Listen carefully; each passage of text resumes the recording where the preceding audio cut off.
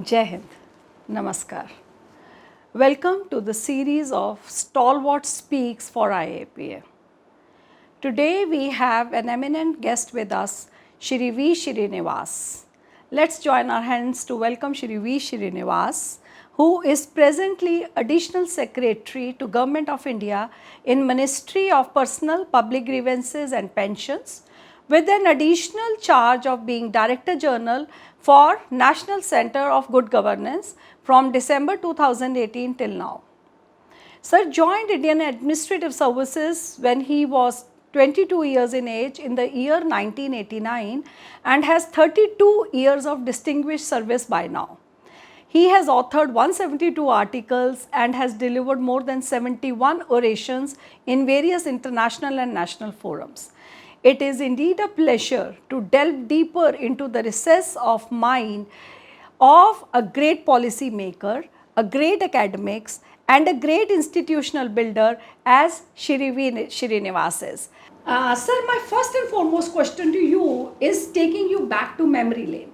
If I am not wrong, sir, I think you have more than 32 years of your service as a civil servant. So tell me more about how did this professional journey start, sir? As a civil service aspirant, what were the thoughts that came to you or which provoked you to think of this as an option in your career? What kind of strengths and weakness you had which you thought would satisfy this dream of yours to be achieved? Over to you, sir. Thank you very much, Professor Charu. It's indeed a great privilege to speak in this forum. The Indian Institute of Public Administration represents India's foremost and premier institution in public administration and has been a storehouse of information in terms of how the science of public administration has developed over the last 70 years. And thank you for inviting me for this session. Let me share with you how my own journey of public administration started. My father was in government and he was posted in some of the most remote villages of Araku Valley and Bhadrachalam in tribal districts of Andhra Pradesh. And it was here I could notice the tremendous change in people's lives that the Indian Administrative Service officers could do in the years 1966 to 1977. And thereafter, when I came to Hyderabad, I was greatly inspired by Dr. Y.V. Reddy, who went on to become the governor of the Central Bank of India. And he was one of the officers who encouraged me to take up the civil services examination in 1989 with public administration as a subject. I did not know that public administration was a separate discipline in that period, and it was the first year in which in the civil services the examination was introduced for public administration. But I realized very soon that I had a flair for public administration, and when I gave my main examination, I scored very high in this particular subject. And as I joined service, I came in with tremendous passion, having visited virtually every state of India as a state champion in badminton and representing Andhra Pradesh, representing Osmania University in many parts of India, and I had a vast exposure to India's populace. So and the Indian Administrative Service gives exposure to rural India and urban India like no other service does. So I developed tremendous passion for governance, and I realized that I had a flair for public administration, which was manifest in a number of initiatives which I could take over my long service period, which could benefit millions of India's citizens. That's very interesting, sir, and I'm sure all the civil servants aspirants who are hearing us would be encouraged to know that you are such a holistic personality. I never knew you play badminton and that you've been into sports, so that's interesting, sir. Sir, let's come further down. When I was going through your details, which is all over public domain, I also figured out you had a stint somewhere from March 1999 onwards till probably August 99 at Jodhpur as district collector. So when I was mentally going back to that period, that was the period which was probably toughest for our country. We had Kargil, we had drought, and we also had elections during that period, sir. So as such a young officer, it must have been tough for you, especially for Jodhpur, which is the second biggest district of Rajasthan, sir, and it is house of so many cabinet ministers and CM as well. So what were the challenges, and can you recall any anecdote or any particular episode where you had to bring forth all your talent, as you said, to fore, and you could resolve a situation and you are proud of yourself, which we are about you, sir? Well, district collector postings are very challenging posts in the career of a young civil servant, and a huge amount of responsibility and expectation is placed on the shoulders of the district collector.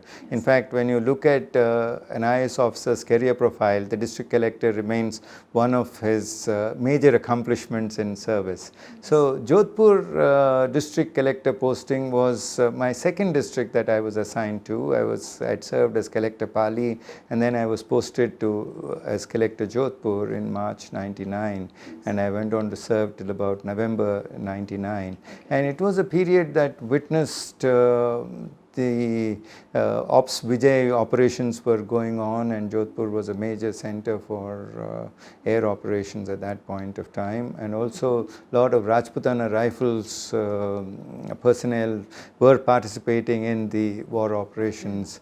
It was also a period of elections and severe drought, and I do recall contributing to each of these, and tremendous nationalistic fervor prevailed in the city. I do recall a number of meetings wherein which nationalistic songs were sung, the tricolor was unfurled with great glory, and people kept on saying that we must pursue the national cause, and we did have a Tehsil Shergarh, from where a huge number of young boys participated and joined Rajputana Rifles. So it has a tremendous history of valor and chivalry. So you could witness it in tremendous patriotism in that period, and that was what I do recall being district collector, the sheer patriotism, pursuit of national cause, and no shortcuts to success, putting in long hours of work, be it drought management, be it election management, of course receiving so many martyrs and also consoling their families. It was a major challenge, coordination with Army, Air Force in that period, and also to ensure that the citizens were prepared in wartime. It was not an easy challenge at all. It was a very, very challenging period, yes. Yeah, it must be like the real movie coming to life, because we've seen Borders and we've seen so many recent movies. So you as a young officer, saw that firsthand. And that must have changed your psyche forever, because then I'm sure, sir, we realize all of us are serving India in several ways, and you in your way as an administrative head and probably those soldiers there. Sir, taking a cut and coming to your present, glorious posting at Department of Administrative Reforms and Grievances, sir. Under your leadership, if you can recount, well, you've done so much. You've spearheaded these conferences on e-governance. You have worked on CP Gram so well. And we also now hear about e-office metamorphing itself as the best way to work from home, etc., sir.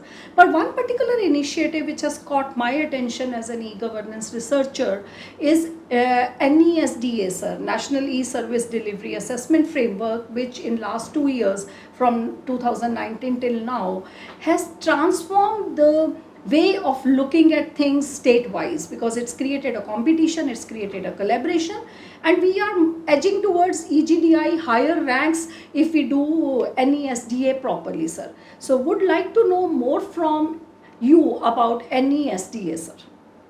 Yes, the e-governance approach is now a whole of government approach. Yes, sir. And this is largely disseminated through the national e-governance conferences that are held by the Department of Administrative Reforms.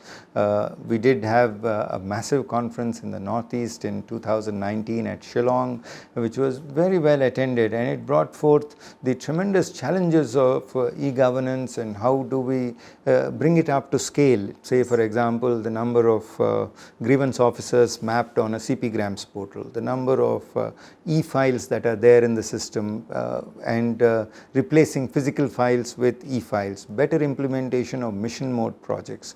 And the National E-Services Delivery Assessment represented a holistic approach to studying the quality of e-services that were being undertaken in India. Yes. Not only are there best practices that are indicated in central ministries across states, but also citizen surveys have been undertaken. It was a binary questionnaire that was put out to states on whether these were the services that were being offered. How do you create integrated service portals? And it does provide a holistic picture of how e-services in India and e-governance in India can be promoted, be it through web applications, be it through digital platforms, be it through greater process re-engineering and use of artificial intelligence and machine learning. Yes, sir, that's very interesting, sir. Sir, which state ranks the best in recent times when it comes to this particular framework? In terms of integrated service portals, Kerala stands out in providing very holistic integrated service portals for digitally empowering citizens. Okay. In terms of service portals, Yes. Haryana and Rajasthan, they are the standout performers in terms of providing integrated service portals. I also notice in the Northeast, Nagaland and Manipur stand out. Manipur is the first state to implement e-office on a holistic scale across every attached office, autonomous office, subordinate office, the state secretariat, also the district collectorates. And Nagaland has provided a series of services on e-governance to its citizens. So there's tremendous improvement both in northeastern states, union territories, as also in the other large states of India in terms of e-services that are provided. Sir, you said Nagaland, and I'm sure my audience would also be captivated. What do you think is the key reason of success of Nagaland to suddenly climb up? Yes, one of the reasons was they had a collaboration with Estonia, and the collaboration with Estonia gave them an exposure of how do you create digitally empowered citizens. Great. And they brought in that experience and implemented it within the Nagaland government, which enabled them to strengthen in terms of use of digital signature certificates or in terms of providing greater e-service based service delivery. So it's learning from each other. Yes, Yeah, yes. That's very interesting. Yes. Sir, another thing about your personality is that you are a voracious reader and you write a lot. And sir, because you are a student of public administration when you began, there is a particular study on citizen grievances by Shri S.P. Nair, where he talks about that the whole cause of corruption in grievance redressal is the gap between citizens and the government. Sir, in this light, how do you evaluate the existing initiative of DRPG, which is CP Grams, the Central Grievance Redressal Portal, sir, which I'm sure you are like kind of refurbishing it again and again. So, how do you look at CP Grams from this perspective of citizen centricity and the gap between citizens and government? The CP Grams represents a very important platform on which the citizen can communicate directly with the Honorable Prime Minister, and he can send a grievance on the pmo.gov.in, which is duly monitored, and it is sent to the department which has to redress the grievance. And the back end of it is monitored by the Department of Administrative Reforms and Public Grievances. What we have seen is that the monitoring levels on CP Gram performance at the highest levels of governance have greatly enhanced. And the monitoring within the ministries has also enhanced. So this has brought down the grievance redressal time significantly. From 60 days to 45 days it has come down. And also in terms of technology adoption, the number of grievance officers who have been mapped on the CP Gram portal has increased from 14,000 to 78,000.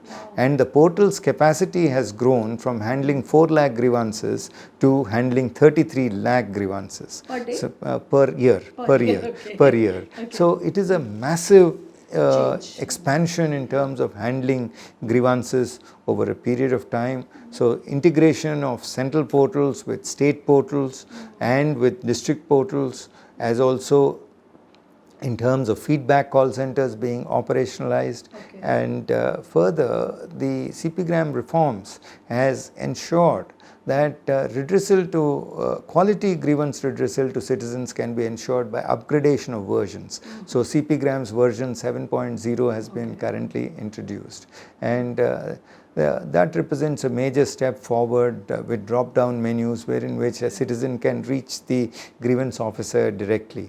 But I think all this is possible because monitoring at ministerial levels has enhanced greatly with Minister of State for Personnel interacting directly with the citizens, with the Honorable Prime Minister reviewing it in Pragati meetings regularly on a monthly basis is taking place. So what is the way forward for CPGRAMs? You are yourself a digital visionary. So are we going to implement artificial intelligence and big data analytics in CPGRAMs to profile our people and their needs or problems, needs and aspirations, sir? Yes. The CPGRAMs in its way forward, firstly is mapping. You need to map more officers on the system. The second is integration of portals. So integration of state portals, integration of district portals has to be created so that seamlessly grievances can move forward and backward. The third is data analytics. Introduction of data analytics is a very important feature because you need to understand the root cause of grievances. And for example, evacuation requests were one of the large areas in which grievances were coming at a point of time during the pandemic.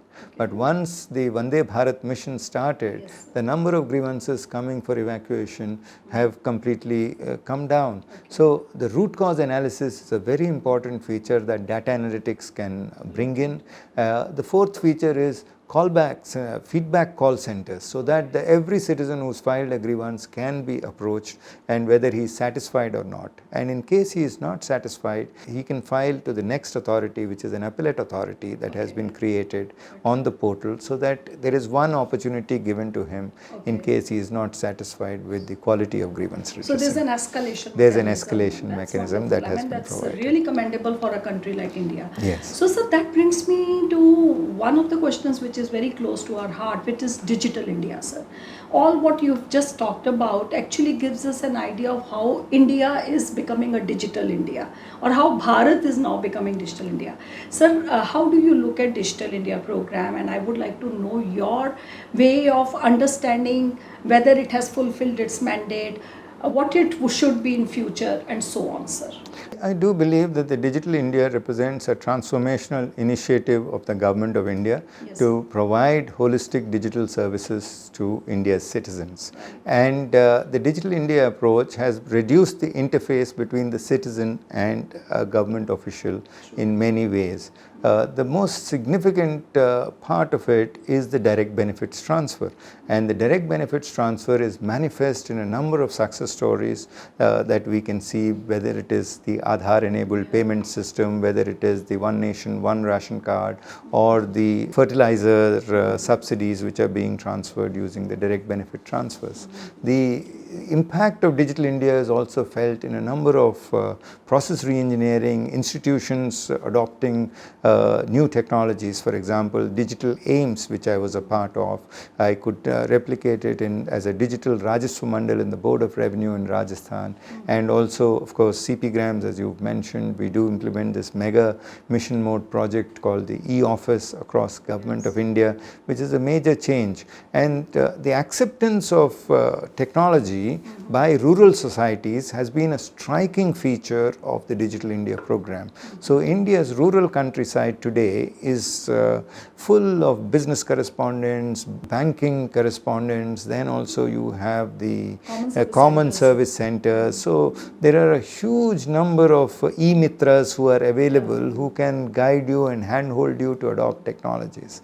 And as the Honorable Prime Minister said from the ramparts of Red Fort, the need now is to saturate every program, taking it forward to ensure 100% saturation, to ensure every citizen is benefited from India's digital programs. That is the roadmap forward, taking Digital India.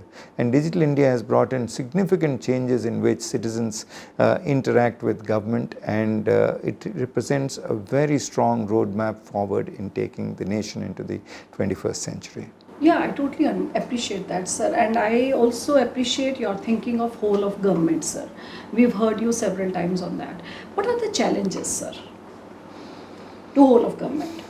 The whole of government approach creates integrated web portals, Yes, sir. but a portal alone is not enough to bring in that change. Yes. It requires significant process reengineering, it requires introduction of new cadres, it will also require huge amount of consensus building so that there are large teams who are created who can go along with the process flow. For example, as documented in my book, in Ram Sevak Sharmaji's book, as also in Mr. N. Chandrasekharan's book, about how digital aims happened. Digital aims happened because thousands of doctors, nurses, patients came together, as also technology operators came together to adopt massive process reengineering in terms of outpatients, in terms of laundry modules, in terms of radiology modules. Various, almost 65 departments came together to make this happen under the leadership of the health minister. Then we had, as I said, the digital Rajaswa Mandal, which happened, digitalization of revenue courts of Rajasthan. It happened because thousands of advocates, courts could come together to make it happen.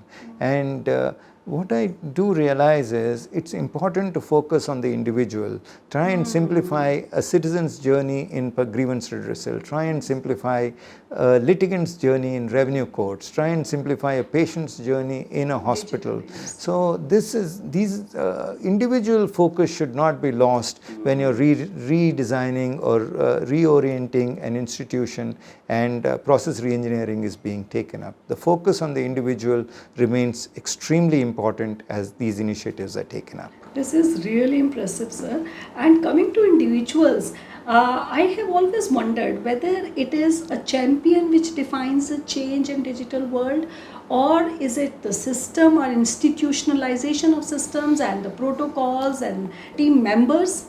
So when the champion moves out, systems could collapse is one way of looking. And the second way of looking at it is when champion is there and there is a vision and clarity of vision, it works to the best. So what is your experience? Well, both are very important. Of course, in the Indian context, it is important to say that individual institutions rise and fall with individuals. But that was a very simplistic concept. Okay. But as institutions gain resilience, the institutional systems have to be properly seeded. Otherwise, if the structure is not built appropriately, the system cannot survive. So if a structure is properly built, then the structure can survive for very long periods of time. So the individual initiative has to be translated into an institutional initiative where the ownership is by a large group of people so that replicability and sustainability are both manifest.